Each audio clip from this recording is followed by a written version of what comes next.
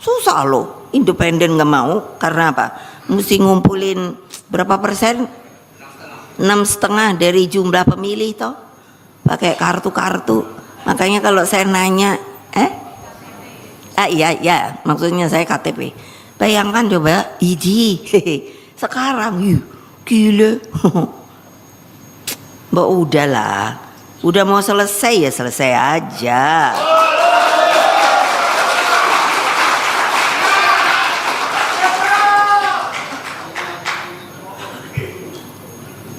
Lah emang iya, saya nggak punya beban. Lah ya emang iya, saya suruh berhenti ya berhenti. Itu yang Pak Jimli nanya waktu itu. Terus gimana Mega? Ya udah aja. Daripada gua bikin gugat-gugat ntar nggak jelas Republik nih nggak punya presiden. Lo ya dong. Kalau saya gugat berapa lama saya nggak tahu. Jadi gitu ya, yes gitu aja saya. Ya saya hidup juga terus. Ya. Maksud saya biar saya udah nggak presiden tetap dipanggil presiden. Lo benar tadi kan saya bilang sampai yang sama protokol aku bilang please don't just call me Mega. No, you are madam terus lagi. Iya deh. Bukannya saya ini mau ngomongin apa enggak. Memang di luar tuh gitu loh saya dipanggilnya. Di sini aja yang melempem. Udah gitu kapan-kapan ntar Ibu Mega pemberontak Republik Indonesia. Keren. Nah ini kan fenomena ini tampak jelas di Jakarta, di Banten. Jadi maksudnya di create gitu loh. Nanti kalau udah ada yang bagus, kalau ini nggak boleh. Nanti kalau nggak boleh, terus udah masuklah TSM. Nah kamu nih ada nih catatan kamu, makanya ibu kan udah bilang udah kalau mau jadi apa-apa tolong jangan berbuat yang namanya pakai uang negara, akibatnya nanti kena 3 huruf. Ngerti nggak 3 huruf tuh apa? Ya udah insaf, udah nggak usah. Ya siapa suruh kamu masuk partai? Di partai itu nggak ada cari duit. Kalau kamu mau bikin perusahaan di luar terserah gitu loh. Tapi jangan deh korek-korek inilah korek-korek itu. Alah cuman piro sih. Lo ibu aja udah boleh bilang karena ibu ini kok dapatnya ini kali garis tangan ya Pak Mahfud. Yang jelek aja. Makanya kan aku bilang, waduh saya ini wapres presiden kok jadi cuman ngurusi buang sampah ya. Cobain konflik 5, teroris, bom. Jangan lupa loh. Emang yang siapa yang nyelesain? Sampai di Marriott itu aku di itu ada hotel toh. Saya datang sendiri padahal keamanan bilang tidak bisa ibu, tidak bisa. Lah aku terus mau ngelihatnya, lihat di mana? Enggak, aku pergi aku. Ternyata ada yang benernya loh Pak. Jadi sama Kapolri, gitu kan. Pak Kapolri semuanya sudah disisir, siap, sudah ibu. Kenapa ibu bertanya gitu? Bisa disisir sekali lagi dan saya minta foto-foto dari korban gitu. Nih ini Marriott nih supaya tahu tuh. Gile. Akhirnya karena apa? Feelingku kok masih ada. Terus ternyata bener disisir lagi. Terus saya bilang, coba kamu nyisirnya di mana? Kan itu kejadiannya di apa tuh namanya? Kalau di depan tuh.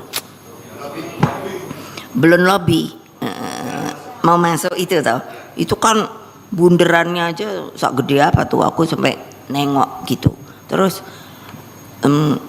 kamu nyisirnya sampai kemana?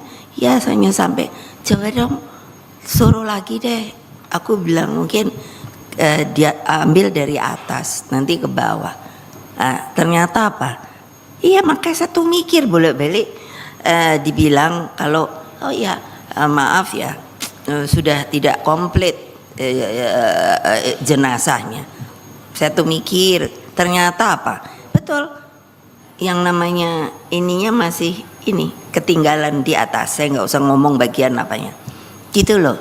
Coba bayangkan, sudah ada yang berpengalaman kayak saya itu presiden, yang lainnya nggak ada loh, nggak ada loh. Jadi karena itu akibat reformasi. Jadi saya yang ketiban, dan itu saya sebagai wapres 2 tahun dan 3 tahun sebagai presiden. Coba, ini nggak nyambungin diri, nggak, nanti Bu Mega sombong banget ngomong gitu, ini fakta. Itu. Terus sekarang masa ada yang mau ngerobek-robek, itu yang enggak lah. Udah dah, diam-diam baik-baik dah. Mana lagi ini tadi, Jakarta, Banten, Jawa Tengah, Jawa Timur, Sumut, Nah, karena kekuasaan tersebut ditangkap oleh MK, hingga lahirlah keputusan nomor 60 dan 70 tahun 2024. Mula-mulanya keputusan ini menjadi angin segar demokrasi. Banyak yang mengucapkan syukur dan menilai adanya campur tangan Allah Subhanahu wa ta'ala yang menguatkan hati nurani hakim MK. Ketuk palu MK tersebut saya nilai sebagai palu emas, karena saya pernah dulu dalam pidato saya bilang jangan yang namanya palunya palu godam. Nah, seperti terjadi pada sengketa Pilpres yang lalu. Kan saya sendiri sebagai warga negara, saya nggak mau sebut sebagai jabatan, yaitu menuliskan amicus curiae atau sahabat pengadilan pada sengketa Pilpres yang lalu yang diwarnai oleh kecurangan yang saya sebut terstruktur, sistematis, dan masif. Nah, hari ini saya mendapat laporan begitu banyak pergerakan seluruh elemen masyarakat, termasuk civil society dan mahasiswa. Semua tergerak karena nuraninya dan tentunya untuk menyelamatkan demokrasi.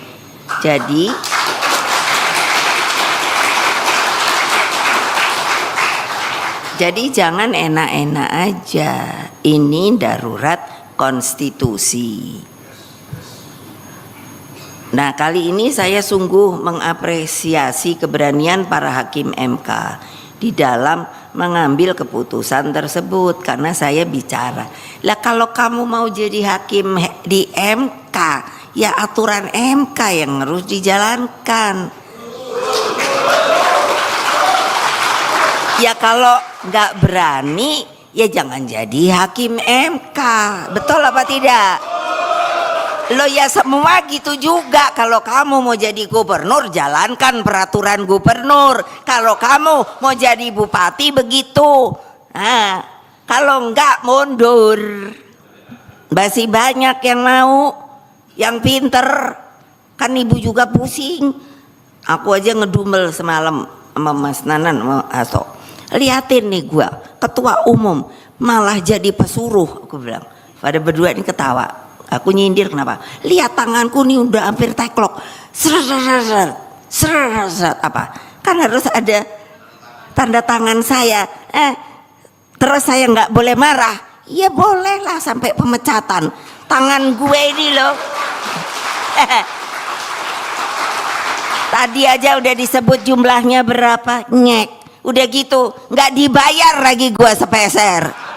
Gile.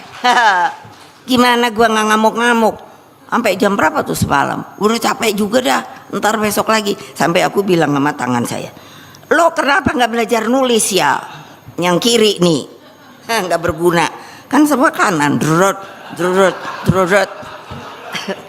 Lo ya dong, kalau kirinya bisa kan enak, drot gitu.